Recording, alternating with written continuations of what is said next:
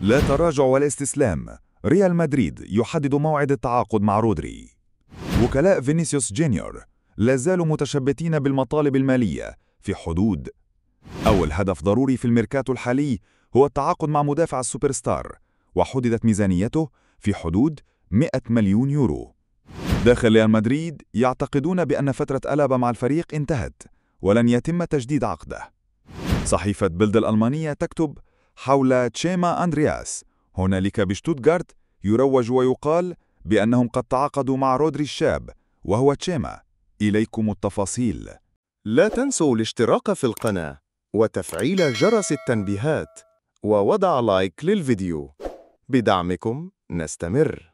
صحيفة بيلد الألمانية تكتب حول تشيما أندرياس: هنالك بشتوتغارت يروج ويقال بأنهم قد تعاقدوا مع رودري الشاب وهو تشيما، وأكدوا على أنه سيكون لاعبا أساسيا منذ البداية، فهو يعد جوهرة خام ويرغب في مواصلة التطور والتعلم. بينما ريال مدريد يملك خيار إعادة شراء تشيما مقابل 13.5 مليون يورو. تجلي مميزات تشيما بكونه يتمتع بفهم عميق للعبة ودقيق للغاية في تمريراته، نادرا ما يرتكب أي أخطاء في التمرير.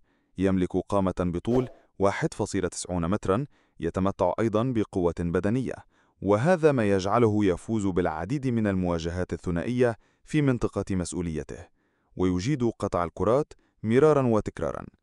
هذا المزيج من الصفات الإيجابية يجعله يذكرنا كثيرا برودري.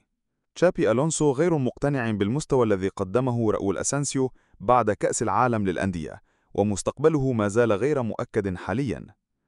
ماركا يعد جوان مارتينيز أحد المواهب الواعدة في الدفاع، وهو تحت أنظار الفريق الأول، لكن مستقبله القريب سيكون مع الكاستيا. رودري إلى ريال مدريد آجلا أو عاجلا. آس: ريال مدريد يجري التفاوض مع غونزالو لمنح عقدا مع الفريق الأول. بيريز مصمم على إتمام هذه الصفقة. بالنسبة لريال مدريد سطروا الأهداف حسب درجة الحاجة لها. أول هدف ضروري في الميركاتو الحالي هو التعاقد مع مدافع سوبر ستار، وحددت ميزانيته في حدود 100 مليون يورو. الأمر يتوقف على شرط بسيط يتجلى في رحيل لاعب ممكن ألابا، حينها سيدخل بشكل رسمي للسوق من أجل جلب مدافع.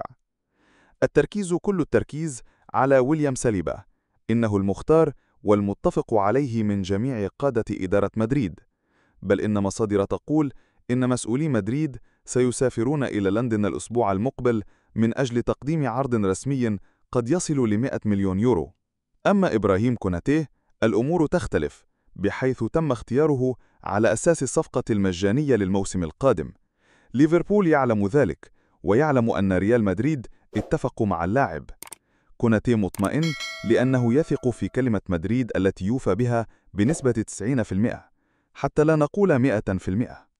آس: ليفربول يرفض بيع إبراهيم كوناتيه بأقل من 50 مليون يورو. في المقابل ريال مدريد يرفض دفع أكثر من 25 مليون فقط. رأيكم مدريدستا؟ يصر مسؤولو نادي ريال مدريد على التعاقد مع نجم الإسباني رودري لاعب وسط فريق مانشستر سيتي الإنجليزي لتعزيز صفوفه، ويبحث الفريق الملكي عن لاعب وسط مميز لتعويض رحيل الثنائي توني كروس ولوكا مودريتش، ويعد رودري على رأس الخيارات التي يرغب الريال في ضمها. ما رأيكم يا ملوك مدريد؟ هل ترون أن ماستنتانو يستحق الثقة، أم يجب أن يدخل تدريجيا ويقاتل على مكانه خلف رودريغو والبقية؟